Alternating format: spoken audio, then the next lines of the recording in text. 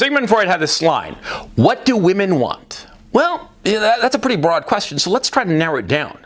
What do teenage girls want? You know, girls who've hit puberty, right, between, I don't know, ages 13, say, and 19, just to make it easy. You know, that 6-year block. What do they want? I mean, in a boy, of course, in a guy. Well, they want a pretty boy. That's what they want. I mean, if the posters that they put up on their wall are any indication to go by, of course, that's what they want. When I was growing up, they loved David Cassidy, yeah? And over the years, it's been different pretty boys, you know? For a while, back when he started, it was John Bon Jovi, you know? I mean, he's a pretty boy, big hair, right? And then, I don't know who it was, but I know lately it's been Justin Timberlake and that boy Harry Styles. And what do all these pretty boys have in common? Well, they're pretty. They have like high cheekbones, clear skin, delicate features, right? They don't talk much. That's interesting. They don't have a strong personality. No, that defeats the purpose. They're just pretty. They're hollow. They're like shells. Yeah. And the teenage girls, well, they're crazy about these pretty boys. Yeah, but what happens to these teenage girls when they hit 20, 22, 25? Well, they reject these pretty boys. They cringe at the pretty boy. Of course they do. They're like, and they pretend that they never liked them. Yeah? Oh yeah, you know, I mean, they will flat out lie and said, no, I never liked Justin Timberlake or Justin Bieber or whoever the fuck. You know, they'll just lie flat out, you know? And they're like a completely different kind of guy. Oh, completely different kind of guy, much more masculine guy. I mean, he'll be like cool, of course, you know, and he'll be good looking, yeah, but he'll have other things going for him. He'll have like a certain gravitas. He'll be attractive in a more masculine, more mature way. Well, that's perfectly natural. And when a woman hits, you know, 30, 35, she'll be attracted to a different kind of guy. Yeah. I mean, Sean Connery, when he was bald and gray and bearded and like in his 60s and 70s, there were 30-something-year-old women who were crazy about him. They thought he was hot as blazes. And you're like, dude, he's this balding, gray-haired old guy who spouts all kinds of sexist shit. And the women would be like, yeah, they'd love that shit. Yeah, they'd be all in favor of that shit. Yeah, they love Sean Connery. And they hated, you know, Justin Bieber or whoever the fuck. What happens quite naturally is that women, as they grow older, they are attracted to different things. When they are young, they're attracted to superficialities. The pretty boy who doesn't talk a hell of a lot. Because of course what's going on is that a young teenage girl, you know, a 13, 14, 15-year-old girl, she's not attracted by the guy. She's like maturing into the woman she will become, and so she's just looking at him like an empty vessel, like a mask, like a doll, okay? I mean, it's not real. It's a pretend attraction, okay? And of course, you know, if the guy has a point of view and has a strong personality or whatnot, they'll be frightened because these girls, well, they're girls. They have a very delicate personality. They're still growing into the person that they will become. And so they're not attracted to a strong personality. They're attracted to a pretty boy. And this desire expresses itself in posters of pop stars and whatnot. But in the real world, how does it express itself? Quite naturally, the teenage girls likes the attractive popular kid. Of course. And the attractive popular kid has no personality. That's the essential part, you see? Because a teenage girl doesn't want a guy who has personality because it would scare her off. She wouldn't know what to do with a kid with a strong personality. So she runs away. But a young woman who's, you know, in her early 20s, who's gone through that phase and she's over it. She's not interested in playing pretty boy, but wants a guy with, you know, substance, you know, somebody who's like thick, who's got gravitas, right? She's going to gravitate to the guy who might not be particularly attractive in a physical sense, but is going to be very interesting and make her think and make her feel things. And she's going to be very interested in that guy, huh? And he might be a little bit scruffy and scraggly and so on and so forth, but that won't really matter because if he's interesting, he's like mysterious and makes her think, makes her feel, she's going to be extremely attracted to the guy, irrespective of his looks. Now, why am I talking about this shit? Well, there's my favorite YouTuber, Wheat Waffles, and he put out some video, and it's all in all of his videos, by the way. He basically says that looks are all that matter. Now, There are other black-pilled creators who have the same mentality, but I discount them. Because those guys, these other black-pilled YouTubers, they're older, and therefore I realize that they're gay. They're projecting out into the world their own homosexuality. And I'm not clear as to whether they are, openly gay or they are in denial to themselves. But it's very clear that their obsession with looks of these older YouTubers, I'm saying, right? These guys who are like, must be mid-30s, something like that, or perhaps older. These guys are clearly homosexual. And that's why they focus only on looks, the looks of men. And they insist that the looks of men are all that matter.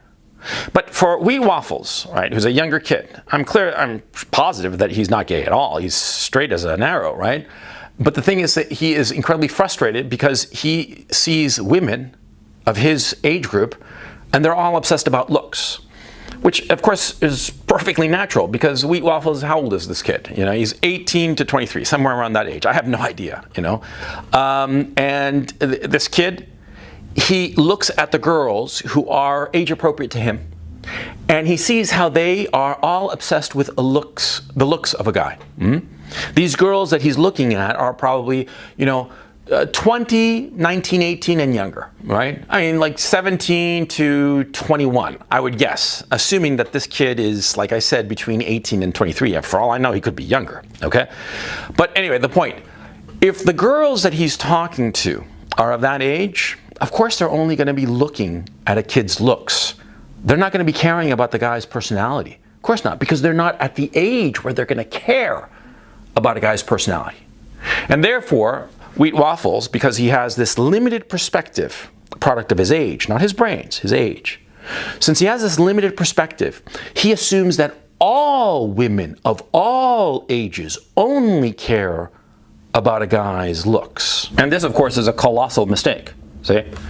Because it's only a set age group of young women who only care about a guy's looks. As they get older, they're going to be interested in other things. And the fact is, this kid, Wheat Waffles, that this is the second video I've done answering some of his videos and some of his opinions and assumptions about the man-woman dynamic. Well, a kid like Wheat Waffles, he's smart, he's knowledgeable, he's got all kinds of deep thoughts going on in his brains, and he's not successful with women. And so he's thinking to himself that all these fucking bitches, they only care about looks. And he's not realizing, because of his limited perspective, that it's just this age. It's just at this age that the girls who are age appropriate for him are only going to be caring about looks. And that's why he's probably failing. And even if this kid were exceedingly good looking, I mean, let's just assume that he was just as hot as, Harry Styles or some shit like that. The fact that he has a lot of thoughts going on in his head and a lot of strong opinions, that would scare off most girls. That would scare the shit out of them. They'd run away, of course. Because, see, a young girl, she can't handle a guy romantically who has deep thoughts. She can handle him as a friend. Yes. A young girl, like I said, between 13 and 19. Sure, she can handle a friend with deep thoughts, a guy friend with deep thoughts. But as a romantic partner, she would feel too insecure. She would never pick that guy with the deep thoughts as a romantic partner, even if you were exceptionally attractive. She just wouldn't, because she's just not mature yet to handle such a guy. And see, this is a tragedy for young, smart kids. See, when you're young, when you're, between 17 and 25, if you're really smart and you've got a big brain and you have all these deep thoughts and all this good shit, which is great because it'll mean that you're likely going to be more successful as an adult than anybody else, any of your peers, right? Well, the tragedy of that, or the trade-off, is that you're going to be completely alienated from the young people around you, especially the girls. And you're going to want to be with the girls. Of course, you want to fuck. Yeah, of course, your body's screaming for some sex. Yeah? And of course, the girls that are age appropriate for you are going to be scared off. Yeah? They're not going to be able to handle you. They're not going to want to handle you. Okay? Not unless you really dial down the brains and pretend to be a doofus so that you can get with girls. And that's a strategy that I noticed a lot of very smart guys that I knew in high school. Some of them did that. And they acted like they were just total bubbleheads, right? But when you got them alone, you got to talking to them a little bit, you realized that they were big brains, but they were faking it because they understood that teenage girls, they can't handle a guy with a big brain. They can only handle the superficially good-looking kid. And that's why the teenage years are the loneliest years for the smart guys. But on the flip side, and a boon to an old fart like me, is that as girls age into their early 20s, all of a sudden they get really bored with the pretty boy. Because they realize that the pretty boy is a fucking idiot. And they themselves, these girls, they're growing intellectually. And they're growing and they're realizing that they want somebody with whom that they can talk about all these deep thoughts that they themselves are having, right? Especially the women of greater quality. I mean, that is more brains and more curiosity about the world. They're going to be bored by these pretty boys and they're going to reject them. And interestingly enough, they'll start to identify a pretty boy as an idiot and out of hand reject all pretty boys. And they will focus in on guys who are interesting. And so when these girls are in their early 20s, all of a sudden, they're not going to be paying attention to the guys who are in their early 20s. No, because they're still boys. They're going to be focused on the guys who are 27, 30, 35, or older even. They're going to be paying attention to those guys who've got a business going and all the rest of it. And one of the great advantages for an old fart like me is that since so many men postpone adulthood, I mean, they are 30, 35, 40, sometimes fucking 45 fucking years old, and they're still fucking children, man. They act and think and talk like fucking teenagers, yeah? What happens is that these early 20-something girls, they're like, fuck those guys. I want a guy with like a brain, a point of view, somebody who can challenge me, and not in that faux, fake feminist challenge, but in the real sense, a man up to snuff. And see, that's when all those big brains and all that shit, well, that's when it comes in handy. That's when it fucking works. Because if you're 27, 30, 35 and older, and you're a big brain, and you got a big perspective, you can use it to attract those early 20-something girls because they are craving that, because they've gone through a drought all through their teenage years. And during their teenage years, they were all interested in the pretty boys, but those pretty boys without any substance. And now all they crave is substance. And if you've got any brains, you're there to deliver. Now, of course, what happens after that, after their early 20s, you know, they're going to go with the older guys, the guys who are more heavyweight, guys with more gravitas. And then what'll happen is that they'll have a good time. They'll have a good time because the culture is encouraging this, of course. And by the time they're 32, something like that, they're going to want the schlubby, dependable guy because their biological clock is tick-tocking away, and they're going to want to have a baby or two, and they'll just all of a sudden panic and settle down with the schlubbiest guy. See? And that's the natural development of women's tastes. And as, of course, as women get older beyond that, as they get into their 40s and 50s, they want different things, sure. But most of it, you know, past the age of, I would say, 30, 32, what they most want is to have a nest of their own. They want to have a nest of their own, and if they don't have that nest, then they hit the bottle. Then they're ant wines or winettes, right? That's what they become, okay? But anyway, that's what women want over the years. Now, how does it apply to a young guy? A young guy like Wheat Waffles, or someone like that, somebody, perhaps you. Well, it should be quite obvious. You're going to have no luck whatsoever with these bubble brain girls who want the pretty boys, because they're just not at that age yet. You got to understand, they haven't matured to the point where they're going to want a guy of substance. And Wheat Waffles, poor kid, right? He is, you know, banging his head against the wall because all the girls he knows, they are all in this phase of wanting a pretty boy. And so he assumes that all women are like that. And that's a mistake. That's a mistake because of a limited perspective. The limited perspective that this kid has, not because he's stupid, but because he's young. Like I said, I don't know his age. I'm assuming he's between the ages of 18 and 23. Perhaps 25 even, though I doubt it, because his voice and his ideas, I just figure that, you know, he's like 19 if I had to guess, right? But anyway, I'm 53. I remember very well when I was 19. I had lots of friends who were 19 years old, of course. And I remember when I was 25 and 30 and 35 and 40 and 45 and 50. And I saw how my perspective grew.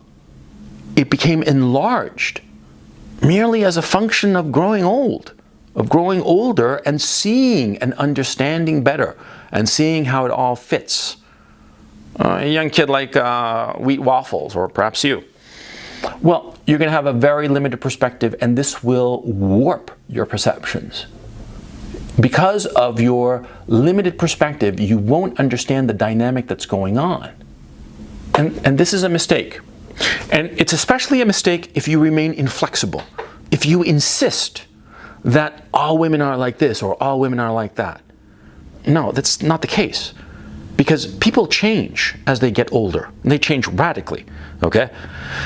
There are kids I knew, as a teenager who were fucking morons, and all of a sudden they develop brains. I'm like, where the fuck did these brains come from? The motherfucker was a fucking idiot when we were in high school, and now he's like a big executive, and all kinds of brains, and he talks like, Jesus Christ, this fucker makes like a hell of a lot of sense. When he was young, he couldn't walk and chew gum at the same time. What the fuck happened? Well, got older, see?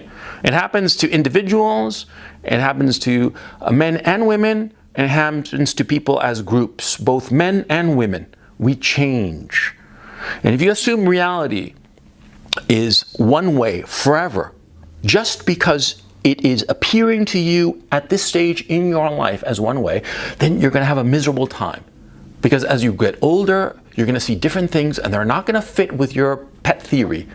And what will happen is that you'll deprive yourself of happiness and success. And you'll feel miserable when there's no need to feel misery. When you have to understand that the misery you are experiencing now, it might be exceedingly miserable, but it's limited and it will soon be over.